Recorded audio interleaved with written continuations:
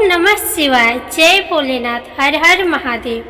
हे प्रिय भक्तों, आप सभी को कार्तिक अमावस्या व्रत की हार्दिक शुभकामनाएं।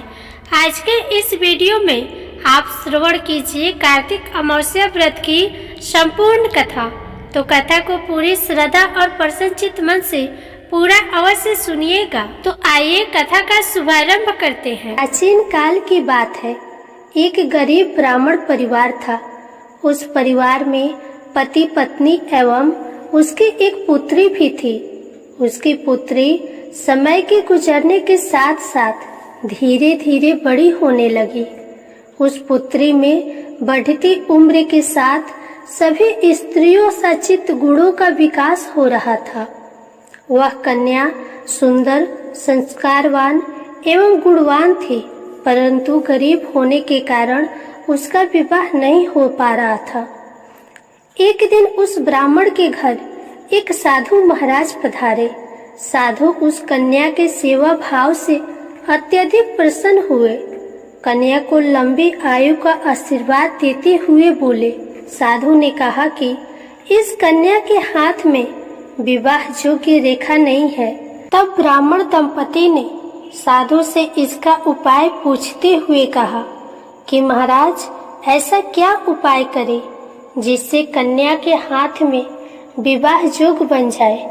तब साधु महाराज ने कुछ देर विचार करने के बाद अपने अंतर्दृष्टि में ध्यान करके बताया कि कुछ ही दूरी पर सोना नाम की एक धोबिन महिला अपने बेटे और बहू के साथ रहती है, जो बहुत ही आचार विचार एवं संस्कार संपन्न तथा पतिपरायण है।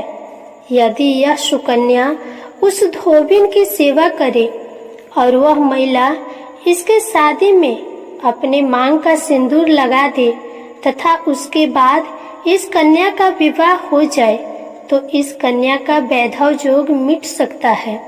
साधु ने यह भी बताया कि वह महिला कहीं बाहर आती जाती नहीं है। यह बात सुनकर ब्राह्मणी ने अपनी बेटी से धोबिन की सेवा करने का प्रस्ताव रखा। अगले दिन से ही कन्या प्रातः काल से ही उठकर सोना धोबिन के घर जाकर साफ सफाई एवं अन्य सारे कार्य करके वापस अपने घर आने लगी। एक दिन सोना धोबिन अपने बहू से पूछती है कि तुम तो सुबह ही उठकर सारे कार्य कर लेती हो और पता भी नहीं चलता। बहू ने कहा, माँ जी, मैंने तो सोचा कि आप ही सुबह उठकर सारे काम खुद ही खत्म कर लेती है। मैं तो देर से उठती हूँ। यह सब जानकर दोनों सास बहू घर की निगरानी करने लगे कि वो कौन है जो सुबह ही घर का सारा काम करके चला जाता है। कई दिनों के बाद सोना धोबी ने देखा कि एक कन्या अंधेरे में मुंह ढककर घर में आती है और सारे काम करने के बाद वापस चली जाती है। जब वह जाने लगी तो सोना धोबिन उसके पैरों पर गिर पड़ी और पूछने लगी कि आप कौन है और इस तरह छुपकर मेरे घर की चाकरी क्यों करती है। तब कन्या ने साधु द्वारा कही गई सारी बात सोना धोबिन को बताई।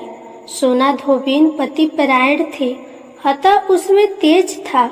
वह तैयार हो गई। सोना धोबिन के पति थोड़ा अस्वस्थ थे, तो उसने अपनी बहू से अपने लौट आने तक घर पर ही रहने को कहा। सोना धोबिन जैसे ही अपने मांग का सिंदूर उस कन्या के मांग में लगाया, सोना धोबिन का पति मर गया। उसे इस बात का पता चल गया। वह घर से निर्जल ही निकली थी। यह सोचकर कि रास्ते में कहीं पीपल का पेड़ मिलेगा तो उसकी पूजा करके और उसकी परिक्रमा करके उसके बाद जल ग्रहण करेगी। उस दिन जेठ अमावस्या थी। उसने पीपल के पेड़ का 108 बार परिक्रमा की और उसके बाद जल ग्रहण किया। ऐसा करते ही उसके पति के मृत शरीर में वापस जान आ गई। धोबिन का पति फिर से जीवित हो गया। इसलिए जो भी अमावस्या का व्रत करता है और पीपल के पेड़ का 108 बार परिक्रमा करता है, उसके सभी प्रकार की विपत्तियां टल जाती है। तो प्रेम से बोलिए अमावस्या माता की जय। अब आइए अमावस्या व्रत की दूसरी कथा को सुनते हैं। पौराणिक कथा के अनुसार एक गांव में सास और बहू अकेले रहती थी और उनका बेटा विदेश कमाने के लिए गया हुआ था। सास और बहू बहुत प्रेम से रहते थे। दोनों एक दूसरे की देखभाल भी करते थे। एक दिन बहू ने खाना नहीं खाया, तब सास बहू से पूछने लगी कि बेटा, आज तुमने खाना क्यों नहीं खाया? तब बहू कहने लगी कि सासू माँ, आज मेरा अमावस्या माता का व्रत है, इसलिए मैंने खाना नहीं खाया। तब सास ने कहा कि बहू, ये व्रत क्या होता है और इस व्रत को करने से क्या फल मिलता है, यह मुझे भी समझाओ। तब बहू कहने लगी कि सासू माँ, अमावस्या माता का व्रत करने से बहुत पुण्य मिलता है।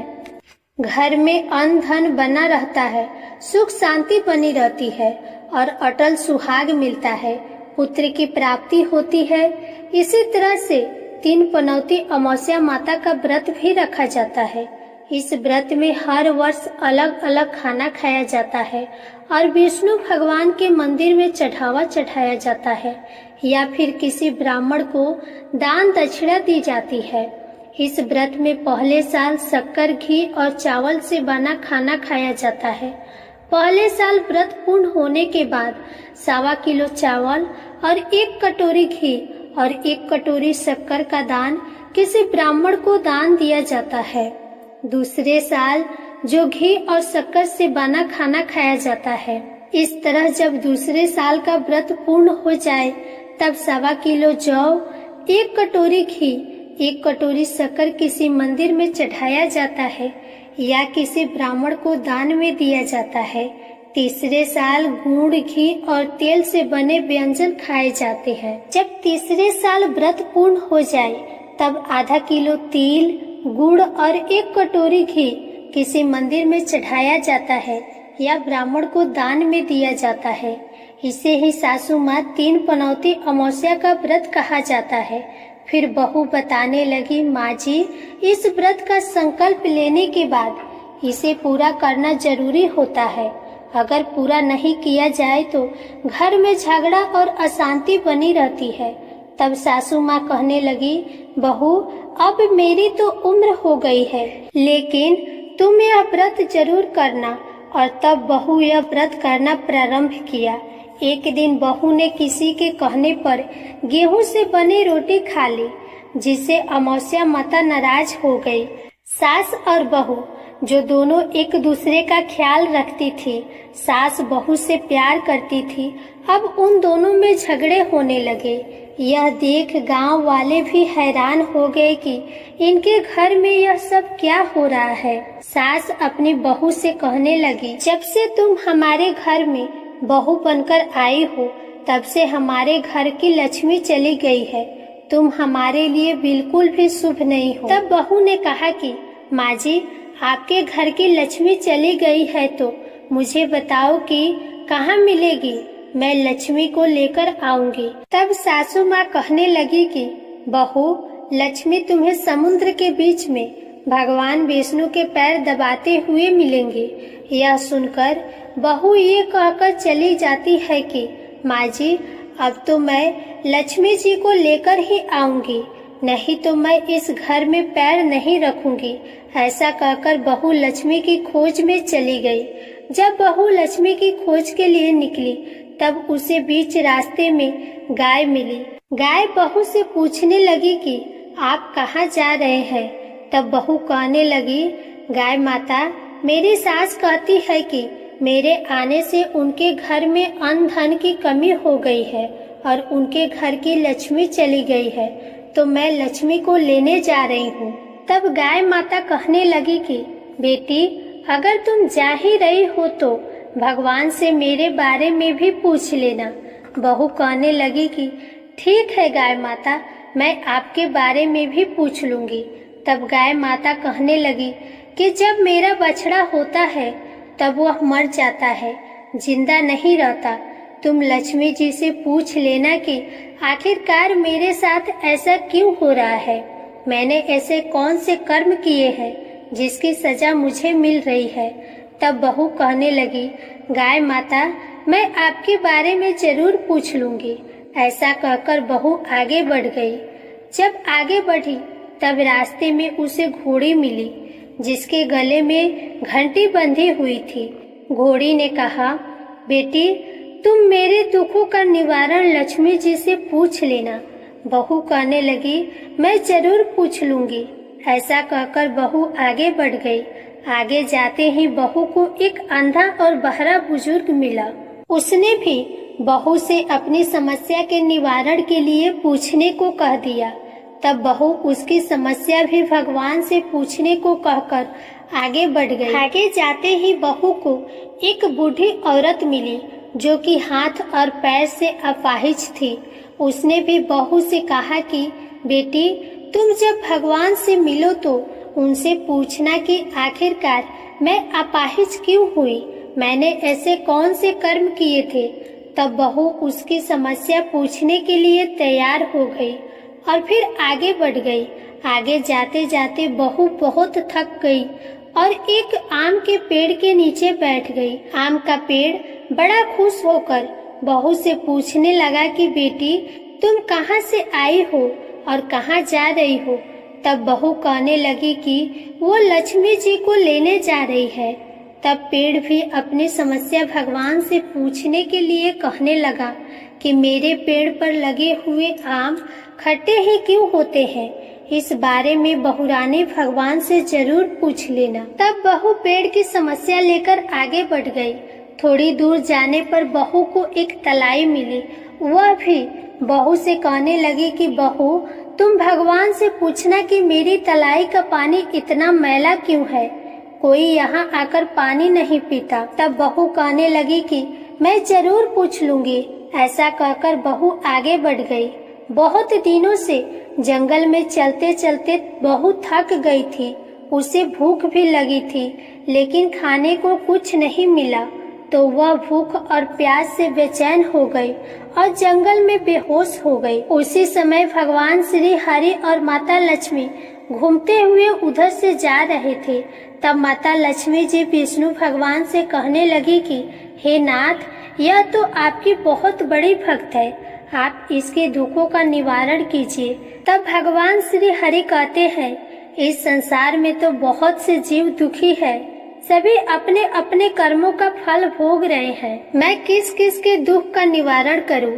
तब माता लक्ष्मी जी भगवान श्री हरि से विनती करने लगी और कहने लगी कि वह भूखी और प्यासी है, अगर इसे जंगल में छोड़ दिया जाए तो जंगली जानवर इसे खा जाएंगे। माता लक्ष्मी जी की बात को सुनकर भगवान श्री हरि साधु का वेश धारण करके बहू के पास गए और उसे होश में लेकर आए। बहू के होश में आते ही साधु वेशधारी भगवान उससे पूछने लगे कि वह यहाँ क्यों आई है और कहाँ जा रही है। तब बहू ने सारी बात बताई। उसकी बात को सुनकर भगवान श्री हरि और माता लक्ष्मी जी प्रकट हो गई। उनके साथ साथ अमावस्या माता भी प्रकट हो गई। बहू ये सब देखकर उनके चरणों में गिरकर उन्हें प्रणाम करने लगी। तब अमावस्या माता बहू से कहने लगी कि बेटी, तूने मेरे व्रत को खंडित किया है, इसी की सजा तुझे मिली है, लेकिन अब मैं तुझे क्षमा करती हूँ। अब तुम घर को जाओ, तुम्हारा घर अन्न और धन से भर जाएगा, तुम्हारा घर सुंदर महल में बदल जाएगा और तुम्हारी सभी मनोकामनाएं भी पूर्ण हो जाएंगी। यह सब होने के बाद बहू ने रास्ते में जो जो भी मिला था उन सभी के दुखों का निवारण करने के लिए विनती की। तब भगवान श्री हरि कहने लगे कि गाय ने कभी अपना दूध किसी को नहीं पिलाया, इस कारण उसके बछड़े जिंदा नहीं रहते। तुम उसका दूध पी लेना, फिर उसके बाद उसके बछड़े जिंदा रहने लगेंगे। और घोड़ी पिछले जन्म में आटा पीसने वाली महिला थी, वह किसी को आटा पीसकर नहीं देती थी, इसलिए उसके गले में चक्की के पात बंधे हुए हैं। तुम उसके पात खोल देना, वह बिल्कुल ठीक हो जाएगी। और वह बुजुर्ग कभी भगवान के मंदिर नहीं गया, ना ही कभी उसने भगवान के भजन सुने। तुम उसे भगवान के मंदिर में ले जाकर भगवान की दर्शन करा देना, इससे वह ठीक हो जाएगा। वह अपाहिज महिला, उसने कभी अपनी जवानी में दान पुण्य नहीं किया, जिसके उसको यह सजा मिली है। तुम उससे कुछ भी दान करवा देना तो उसकी विकलांगता दूर हो जाएंगी। और वो आम का पेड़, उसने तो कभी अपना फल किसी बच्चे को खाने को नहीं दिए, इसी कारण उसके सभी आम खट्टे होते गए। अब तुम उस पेड़ का आम खा लेना और उसके बाद से उस पेड़ पर मीठे आम आने लगेंगे। और तलाई का पानी पिछले जन्म में देवरानी जेठानी थी, जो हमेशा आपस में झगड़ा करती थी, इसीलिए उसका पानी मैला है। तुम उसका पानी पी लेना तो वो तलाई शुद्ध हो जाएगी, फिर लोग वहां आकर पानी पीने लगेंगे। इस प्रकार बहू ने भगवान श्री हरि, माता लक्ष्मी जी और अमावस्या माता को प्रणाम किया, उन्हें धन्यवाद दिया और अपने घर के लिए तैयार हो गई। रास्ते में उसे जो जो भी मिला, उनकी सभी समस्या भगवान के कहे अनुसार वो दूर करती चली गई। सभी ने उसे भर भर कर आशीर्वाद दिए। घर पहुंचते ही उसका टूटा फूटा घर एक सुंदर महल में बदल गया। उसके घर में अब अन्न और धन के भंडार भर गए। अब बहू ने सासू माँ से कहा कि सासू माँ, आपने तो सच में कहा था कि मैं आपके लिए शुभ नहीं हूँ। मेरे जाने से ही आपके घर में लक्ष्मी आई है। आप यहाँ रहिए, मैं मरने जा रही हूँ। तब सास ने कहा, बेटी, ये सब तुम्हारे अमावस्या माता के व्रत करने का फल ही है जो हमें मिला है। तुम यहीं पर रहो, तुम यहाँ से कहीं नहीं जाओगी। इस प्रकार सास और बहू खुशी खुशी रहने लगे। और फिर एक दिन सास का बेटा भी विदेश से वापस लौट आया और घर में जब उसने खूब धन दौलत और धन के भंडार देखे, तब उसकी माँ ने सारी बातें अपने बेटे को बता दी। इस प्रकार वे लोग खुशी खुशी रहने लगे और तीनों मिलकर अमावस्या माता के व्रत को रखने लगे। प्रेम से बोलिए अमावस्या माता की जय। इस कथा को कहने वाले, सुनने वाले और हुंकार भरने वाले सभी भक्तों के घर में धन्य धान्य के भंडार भरना, सभी की रक्षा करना। हे अमावस्या माता, आप सभी की रक्षा करना। प्रेम से बोलिए अमावस्या माता की जय। अब आप सुनिए गणेश भगवान जी की कथा। एक साहूकार था, उसके घर रोज एक ब्राह्मणी रोटी लेने के लिए आती थी। घर के अंदर घुसते ही पुल के ऊपर गजानन जी का मंदिर था। वह गणेश जी को रोटी का एक कवर भोग हमेशा लगाती थी। बहुत दिन हो गए। गणेश जी महाराज ने कहा कि यह मुझे हमेशा भोग लगाती है, मुझे इसे कोई न कोई उपहार जरूर देना चाहिए। गणेश जी एक दिन उसके थाली में हीरे मोती भर देते हैं।